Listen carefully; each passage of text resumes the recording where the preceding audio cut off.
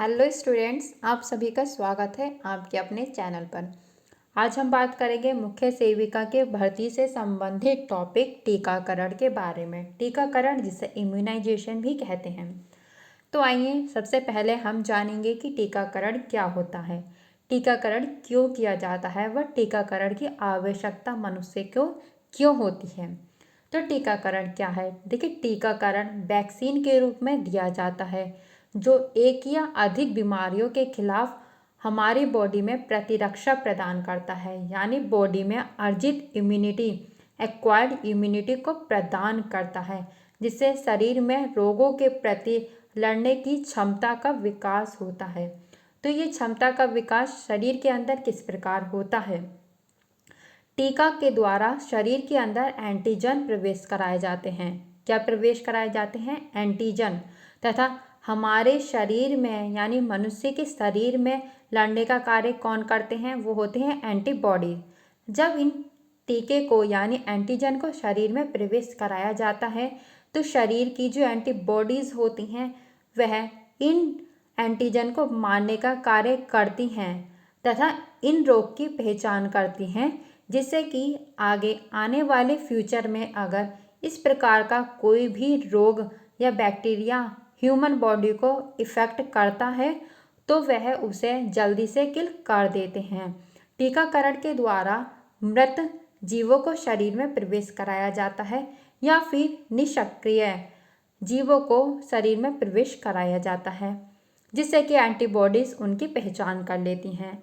तो शरीर के अंदर इम्यूनिटी के रूप में टी सेल और बी सेल होती हैं जो कि टीकाकरण की क्रिया को आगे बढ़ाने का कार्य करती हैं। इसके बारे में हम इम्यूनिटी चैप्टर में डिस्कस करेंगे।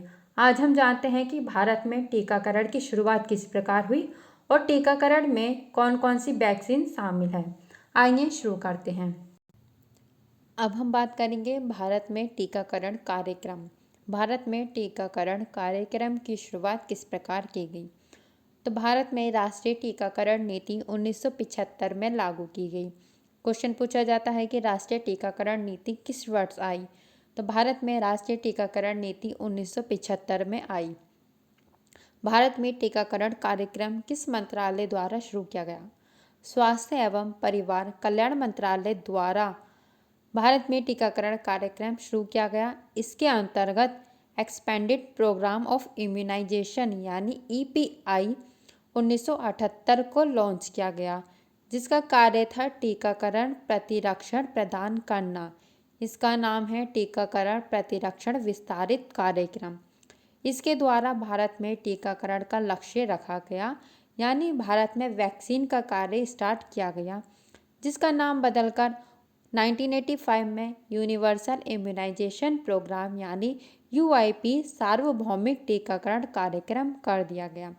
तो भारत में टीकाकरण कार्यक्रम की शुरुआत EPI के रूप में 1978 में की गई, जिसे अपडेट करके यानी इसका नाम बदल के इसे UIP के रूप में लागू कर दिया गया। इसका लक्ष्य रखा गया था, लेकिन इसका लक्ष्य कंप्लीट नहीं हो पाया। काफ़ी बहुत कम परसेंटेज में ही इसका लक्ष्य पूरा हो पाया, जिसे बाद में अपडेट करके आगे चल के मिशन इंद्रधनुष की शुरुआत की जाती है 25 दिसंबर सन 2014 को। तो क्वेश्चन पूछा जाता है कि मिशन इंद्रधनुष किससे संबंधित है? वह टीकाकरण से संबंधित, उसे हम बाद में पढ़ेंगे। तो यहाँ पर क्वेश्चन आपसे पूछे जाते हैं राष्ट्रीय टीकाकरण नीति किस वर्ष लागू की गई? वो है 1975 में। भारत में टीकाकरण कार्यक्रम किस मंत्रालय के द्वारा शुरू किया गया? स्वास्थ्य एवं परिवार कल्याण मंत्रालय द्वारा। इसके द्वारा EPI लागू किया गया, यानी 1978 लागू किया गया, जो कि जिसका कार्य था भारत में टीकाकरण को करवाना। इसका नाम परिवर्तित करके 1985 में इसे UIP कर दिया गया। तो ये आपसे कुछ क्वेश्चन पूछे जाते हैं। अब आइए हम इसके चार्ट को देख लेते हैं। देखिए, यहाँ पर हमने शॉर्ट नोट्स बनाए हैं, जिससे कि आपका एक ही चार्ट में सब कुछ क्लियर हो जाए। तो यहाँ पर हम वैक्सीन की डोज कितनी दी जाती है, कब दी जाती है और स्थान क्या है वैक्सीन देने का, उसे हम कवर करेंगे। तो सबसे पहले जो वैक्सीन है वो दी जाती है हैजा की, जो कि है एट बर्थ के टाइम पर, यानी जितनी जल्दी हो सके शिशु को हैजा की वैक्सीन दे दो। इसकी डोज है 0.05 ml। या फिर अगर हैजा की वैक्सीन जन्म के समय नहीं दी जाती तो 1 साल के अंदर जितनी जल्दी हो सके उतनी जल्दी शिशु को हैजा की डोज दे देनी चाहिए, जिसमें डोज है 0.1 ml। अगर हम बर्थ के समय दे रहे हैं तो 0.05। अगर हम 1 साल के अंदर यानी बर्थ के कुछ टाइम बाद अगर डोज दे रहे हैं तो है 0.1 ml। ठीक है, इसका स्थान है बाई बाह पर, आईडी यानी इंट्राडर्मल के अंदर, ऊपरी त्वचा के अंदर हैजा की वैक्सीन दी जाती है। तो हैजा की वैक्सीन का स्थान है बाई बाह के अंदर। नेक्स्ट हम बात करेंगे ओपीवी। ओपीवी यानी ओरल पोलियो वैक्सीन।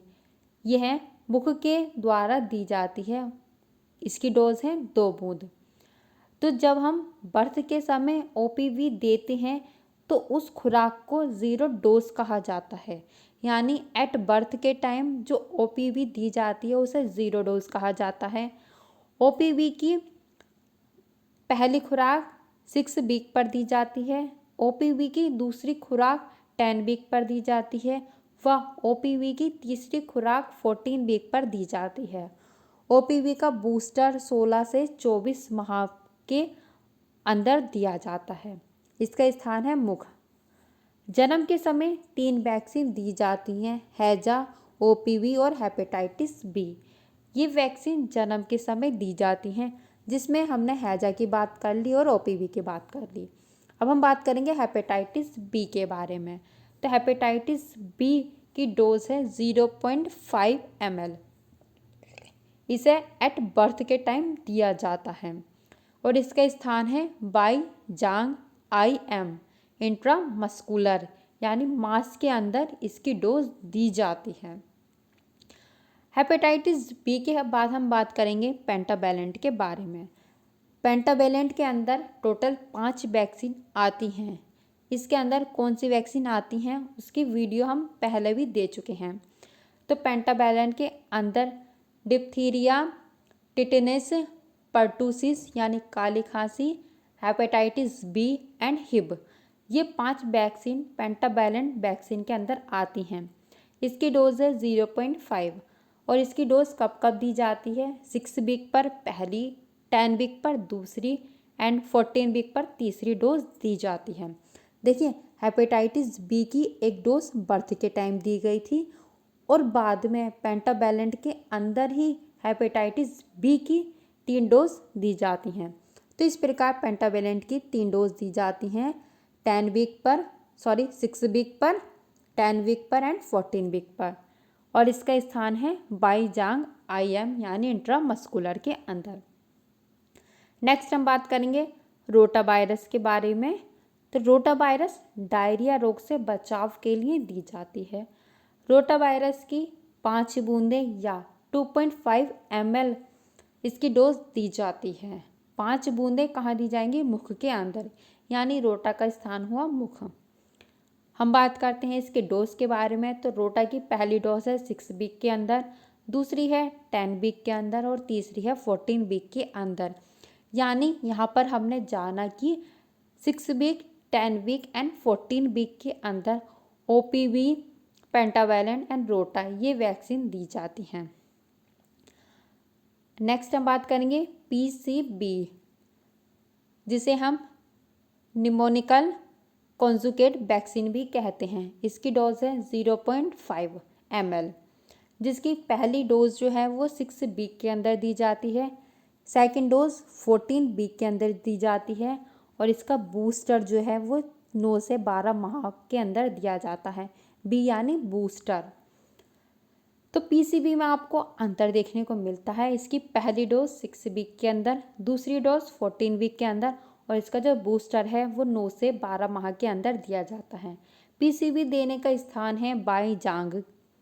ठीक है, चलिए अब हम नेक्स्ट बात करते हैं FIBP।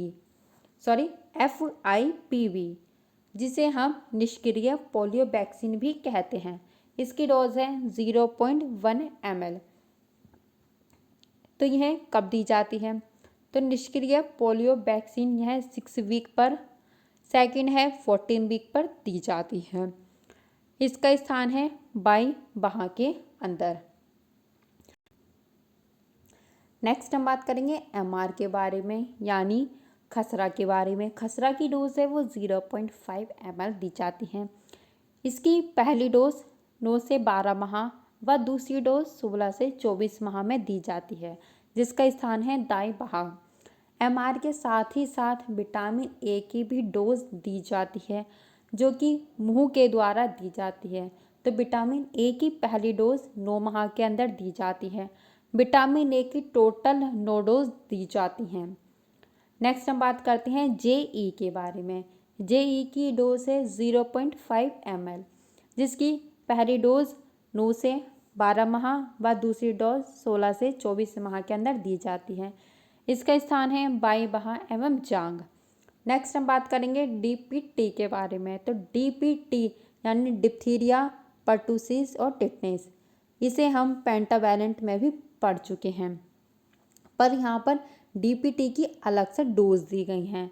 तो DPT की पहली बूस्टर डोज लगती है 16 से 24 माह के अंदर, यह है बूस्टर, और इसकी सेकंड बूस्टर लगती है 5 ईयर पर। यानी DPT का पहला बूस्टर लगता है 16 से 24 माह पर, बट DPT का दूसरा बूस्टर लगता है 5 ईयर पर। पहला बूस्टर का स्थान है बाईं जांघ, जबकि दूसरा बूस्टर का स्थान है बाईं बाह, IM यानी इंट्रामस्कुलर। नेक्स्ट हम बात करेंगे TD के बारे में, जो कि बच्चों को लगाया जाता है। इसका डोज है 0.5 ml।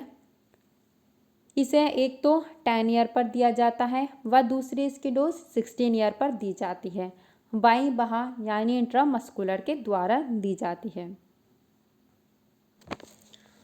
IT का फुल फॉर्म है tetanus and adult diphtheria vaccine.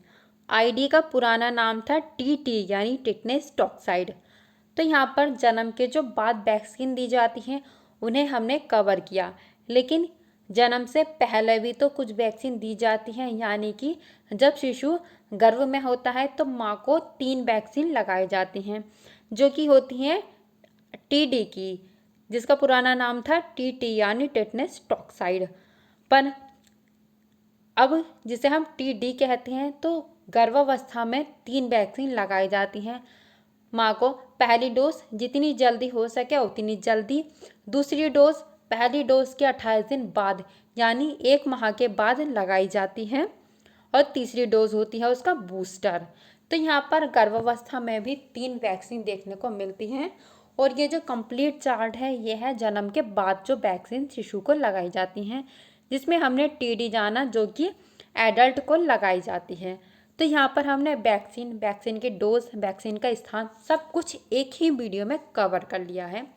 I hope आपको ये वीडियो और ये हमारे द्वारा बनाया गया चार्ट आपको बहुत ज़्यादा मदद करेगा। अगर आपको ये वीडियो पसंद आई हो तो आप अपने दोस्तों के साथ ज़रूर शेयर करें, वीडियो को लाइक करें, चैनल को सब्सक्राइब करें। धन्यवाद।